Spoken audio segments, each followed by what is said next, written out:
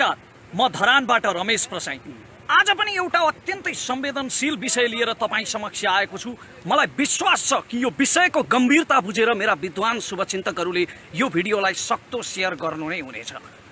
मलाई केही मित्रहरूको चेतना देखेर बडो दया लाग्छ। उनीहरू भन्छन् मैले केपी ओलीको गुणगान गाएँ रे, त्यसकारण म नेकपाको कार्यकर्ता भएँ रे। मैले कांग्रेसको महासमिति बैठकको बेलामा कांग्रेसको नेतृत्व युवा नेताहरू गगन थापा र विश्वप्रकाश शर्माको हातमा आउनुपर्छ भने के म कांग्रेसको कार्यकर्ता भएँ? कि त उहाँहरूको मस्तिष्क पक्षपाती हुनुपर्छ, कि त स्मरण शक्ति आदि हुनुपर्छ। मोदी भ्रमणको सन्दर्भमा सबैभन्दा पहिले सरकारको आलोचना गर्ने, सशक्त आलोचना गर्ने सायद म नै थिएँ। म राजेन्द्र लिङ्गदेनका भाषणहरू खोजी खोजी सुन्छु। उहाँका अन्तर्वार्ताहरू र राष्ट्रिय एकता सम्बन्धी वक्तव्यहरू मलाई मनपर्छ। के म राप्रपाको कार्यकर्ता भएँ? मलाई आङ्काजी शेर्पाका पनि केही कुराहरू मनपर्छ। के म जनता समाजवादीको कार्यकर्ता भएँ?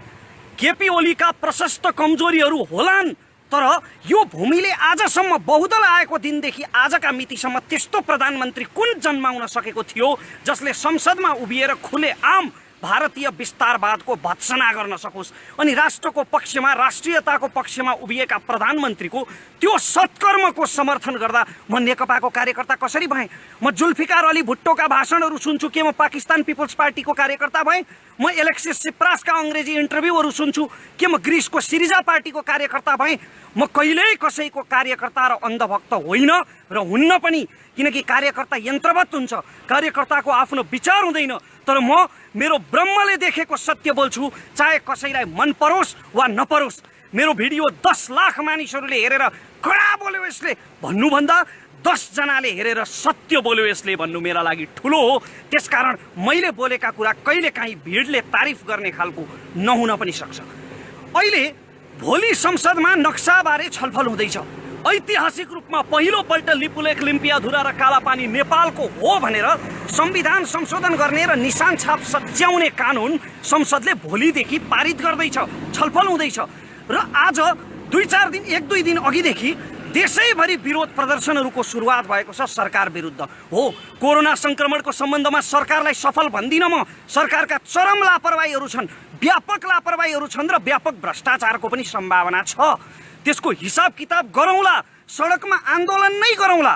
तर अहिले भइरहेका प्रदर्शनहरूलाई भारतीय मिडियाहरूले कसरी देखाइरहेका छन् हेर्नुहोला र सुन्नुहोला। भारतीय मिडियामा देखिएका समाचारहरू, उनीहरू भनिरहेका छन् कि नेपालीहरूले नै नेपालको नयाँ नक्साको विरोध गरेर सरकार विरुद्ध प्रदर्शन गरिरहेका छन्। नेपालीहरूले नै नयाँ नक्साको विरोध गरिरहेका छन् र सरकार विरुद्ध सडकमा निस्किरहेका छन्। सडकमा उत्रिने जति पनि युवाहरू हुनुहुन्छ उहाँहरूको भावना पवित्र छ। उहाँहरू राष्ट्रभक्तिले सडकमा आउनुभएको हो। देशको शासन प्रणालीमा परिवर्तनका लागि, भ्रष्टाचारको उन्मूलनका लागि सडकमा आउनुभएको हो। तर भारतीय मिडियामा आइरहेका यी समाचारहरू हेरेर एकपल्ट सोचौँ त, हामी यसरी सडकमा निस्किँदा फाइदा चाहिँ कसलाई भइरहेको छ? सरकारका विकृतिहरूलाई ढाकछोप गर्न र सरकारको पक्षपोषण गर्न खोजेको होइन मैले। सशक्त आलोचना गरौँ, अनसन गरौँ, आन्दोलन गरौँ सरकार विरुद्ध र परि आयो भने सरकार नै परिवर्तन गराउँ। नागरिक को गर्नु परे पनि गरौँला, तर कमसेकम राष्ट्रियताको पक्षमा, राष्ट्रको पक्षमा यति बेला त एकताबद्ध हौँ न। तल्ला घरे छिमेकीसँग जग्गाको साथको विवाद भइरहेको बेला परिवारभित्रै कोकोहोलो मचाउनलाई के यो समय उचित हो र? अब प्रसङ्गतिर लागौँ। आज मैले बोल्न लागेको प्रसङ्ग हो सरिता गिरीको। यी आयातित प्रवासी बेहुली नेपालले अपनाएकी, तर नेपाललाई कहिल्यै पनि नअपनाएकी, मधेसीको प्रतिनिधि ठहरिएकी तर मस्तिष्कमा प्रशस्त बिहारी चेतना भरिएकी यी प्रवासी बेहुलीको अबौद्धिक आतंक अति भयो। शास्त्रमा अति सर्वत्र वर्जयत लेखिएको छ। अति भयो यी आयातित बेहुलीको आतंक। मैले यो अतिको जवाफ दिएको पनि हो, तर कहिल्यै पनि कुनै कुरा नसुन्ने र आफैले खाएको भाँडालाई समेत भकुन्डो खेल्न पछि नपर्ने यस्तो छेत्तरो चेतना भरिएका छेत्तरा मस्तिष्कहरूलाई तर्कले सम्झाउन नसकिँदो रहेछ। आफ्नो मालिक भक्तिमा लिप्त र भारतीय मालिकहरूलाई, आफ्ना माइती खलकलाई खुसी पार्नका निम्ति यतिका वर्षसम्म आफूलाई सम्मान गरेर सांसदको कुर्सीमा राखेको यो देशको सार्वभौम सत्ता विरुद्ध बोल्ने सरिता गिरीलाई मेरा तर्कले कुन अर्थ राख्ला र? त्यसकारण तर आज फेरि पनि बोल्नै पर्ने भयो किनकि बारम्बार आफ्नो सार्वभौम सत्तामाथि हस्तक्षेप भएपछि कुनै पनि राष्ट्रभक्तको मुटुले सहन सक्दैन। आज सरिता गिरीका करतुतहरूले सम्पूर्ण नेपालीको मन दुखेको छ। नेपाली मात्र होइन, जसलाई हामी भुटानी भन्छौँ नि, भुटानी शरणार्थी भन्छौँ नि, नेपाली मन भएका ती भुटानवासी नेपालीहरू जो आफ्नो देशबाट डुक्पाहरूले खेदेपछि आफ्नो मातृदेश नेपाल खोज्दै आएका थिए, तर हामीले जिन्दगीभरि उनीहरूलाई शरणार्थी बनाएर राख्यौँ र अहिले अमेरिकातिर लखेटेर पठाइदियौँ। उनीहरूको पनि यति बेला मन दुखेको छ। विश्वभरिका नेपाली मनहरू दुखेका छन्। अहिले यसलाई हेट स्पिच भन्लान् कतिपयले। आदरणीय सरिता गिरीको मुखैमा छ हेट स्पिच हो, यो हेट स्पिच हो। हेट स्पिच मात्रै होइन, आफ्नो मातृभूमिको निन्दा गर्नेलाई, राष्ट्रको सार्वभौम सत्ता विरुद्ध बोल्नेलाई हिम्मत हुनेले हिंसाले जवाफ दिए पनि हुन्छ।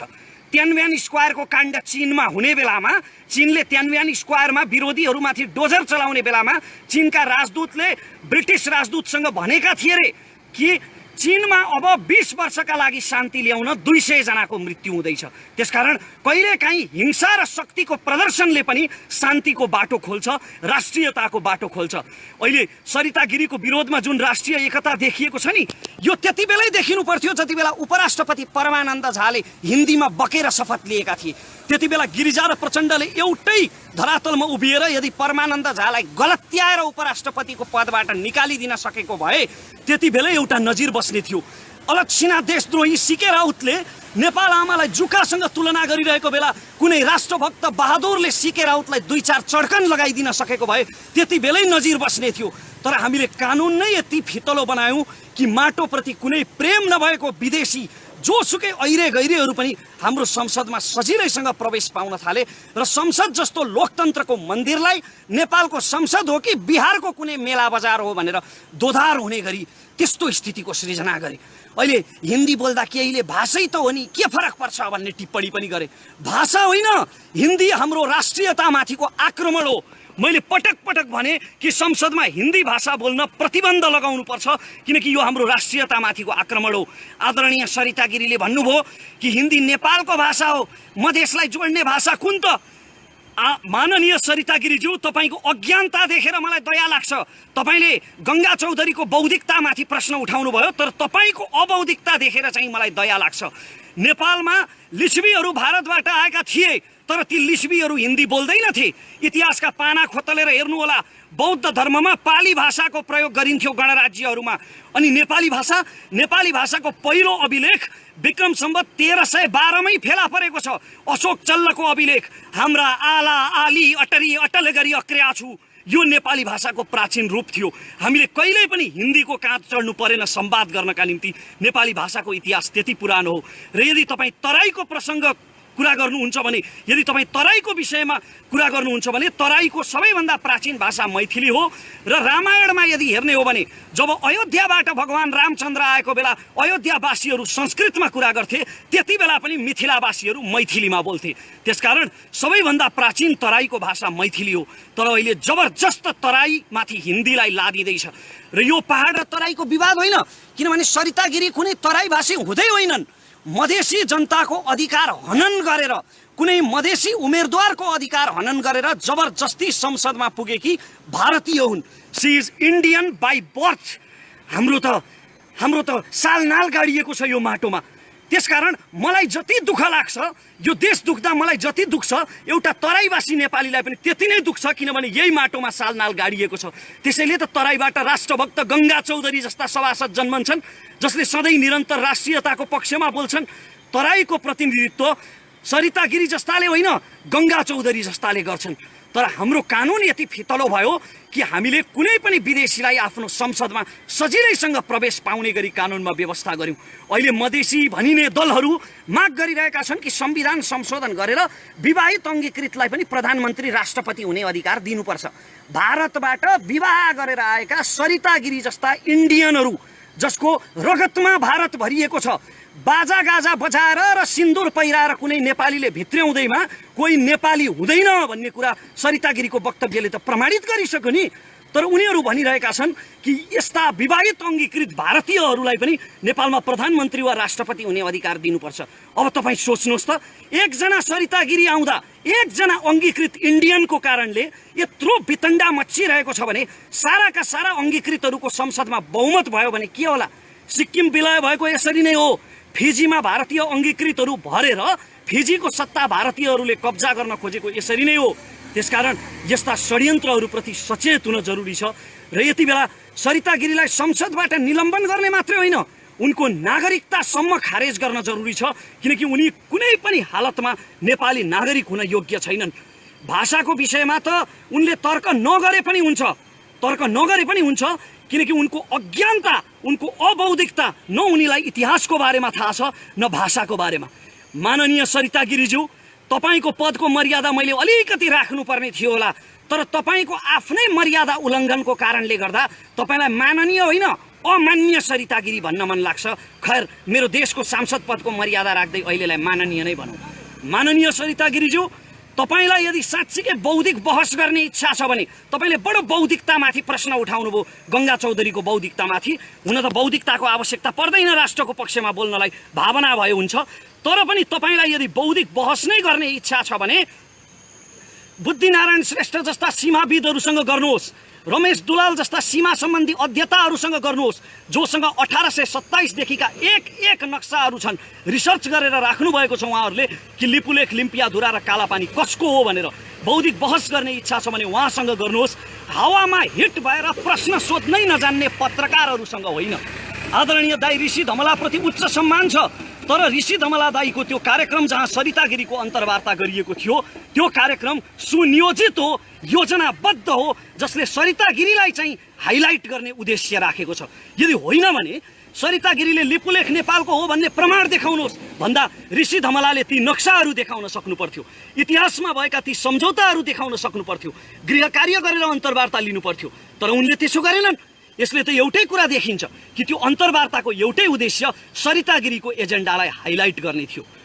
अन्त्यमा म यति मात्र भन्न चाहन्छु कि सम्पूर्ण राष्ट्रभक्त नेपालीहरूले यति बेला राष्ट्रियताको पक्षमा एकजुट हुन जरुरी छ। सरकारका कमी कमजोरीहरू, भ्रष्टाचारहरू, लापरवाहीहरू, बेइमानीहरू, ती सबैको हिसाब किताब गर्नुभन्दा अघि यदि हामीलाई लिपुलेख, कालापानी र लिम्पियाधुरा फिर्ता चाहिएको हो भने, यदि हामीलाई लिपुलेख, कालापानी र लिम्पियाधुरा साँच्चीकै फिर्ता चाहिएको हो भने हामीले देशको पक्षमा, राष्ट्रको पक्षमा यति बेला राष्ट्रिय एकता प्रदर्शन गर्न जरुरी छ।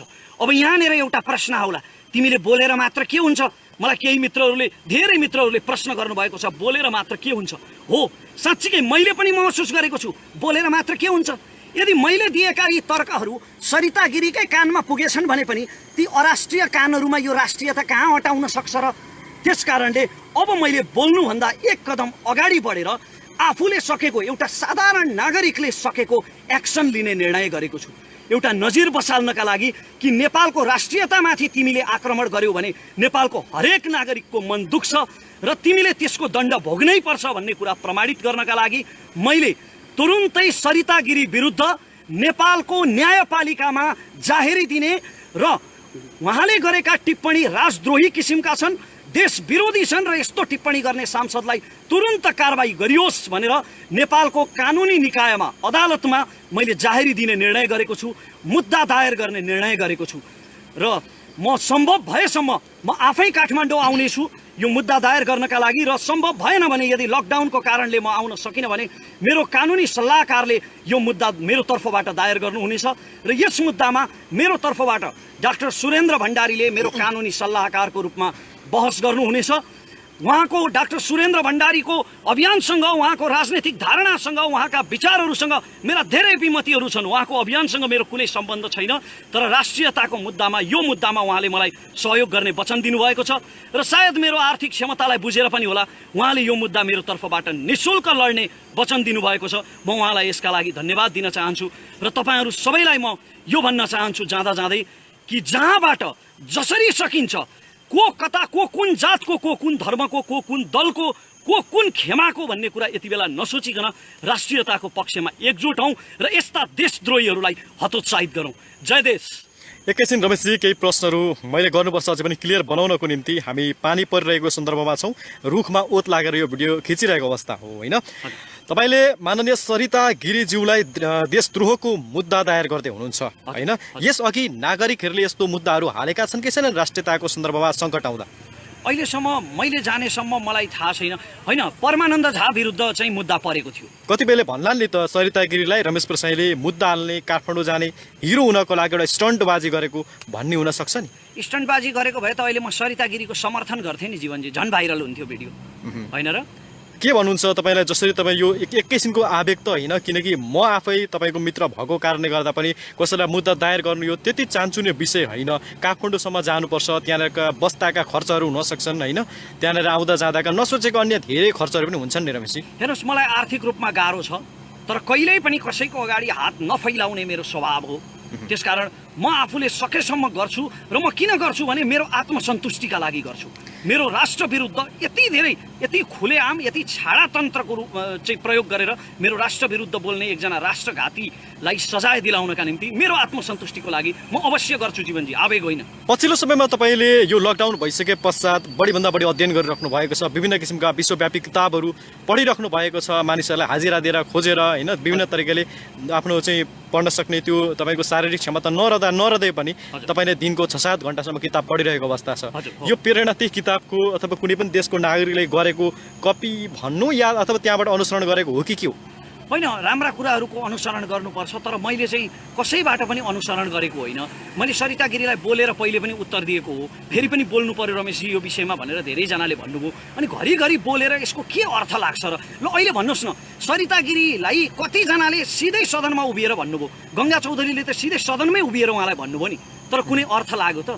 क्षेत्र चेतना भएका मानिसहरूलाई तर्कले सम्झाउन सकिँदैन रहेछ। म तपाईँको साथी पनि हो। आजको मितिसम्म तपाईँ कुनै पनि पार्टीको चुनावको र्यालीमा जानुभएको छैन, कुनै पनि पार्टीलाई खुलेर समर्थन गरेको रेकर्डमा आत्मा साँची राखेर श्री पशुपतिनाथलाई साँची राखेर भन्छु कसैको तपाईँ कार्यकर्ता होइन, यो कुरा मलाई चाहिँ थाहा छ होइन। तपाईँले चाहिँ नेपालको प्रधानमन्त्रीको विरोध सम्भवतः चाहिँ तपाईँको सामाजिक सञ्जालमा फेसबुक मार्फत गर्ने तपाईँ पहिलो व्यक्ति होला। नरेन्द्र मोदी आउँदा तपाईँले प्रधानमन्त्रीको खुबै आलोचना गर्नुभएको थियो, केही सुझावहरू पनि दिनुभएको थियो। फेरि पनि गर्छु र पनि तपाईँ गर्छु, यदि सरकारका दुष्कर्महरू अगाडि आयो भने म फेरि पनि गर्छु। पछिल्लो समयमा तपाईँले राष्ट्रियताको सन्दर्भमा प्रधानमन्त्री केपी शर्मा ओलीलाई समर्थन गरिरहँदा केही मान्छेले यो त नेकपाको कार्यकर्ता रहेछ पनि भनेर कमेन्ट गर्छन् नि। अघि एकजना नेपाली चाहिँ एउटा साथीले गरिराख्नु भएको थियो। होइन, त्यो उहाँहरूको अज्ञानता हो, पूर्वाग्रह हो। मैले अघि भिडियोमा पनि भनिसकेको छु, ती पक्षपाती आँखाहरू हुन्। कङ्ग्रेसको गगन थापालाई मन पराउँथ्यो तपाईँ कुनै समय? शर्मालाई म समर्थन गर्छु, राजेन्द्र लिङदेनलाई समर्थन गर्छु, आङ्काजी शेर्पाका अन्तर्वार्ताहरू सुन्छु। मलाई कसको कार्यकर्ता भन्ने त?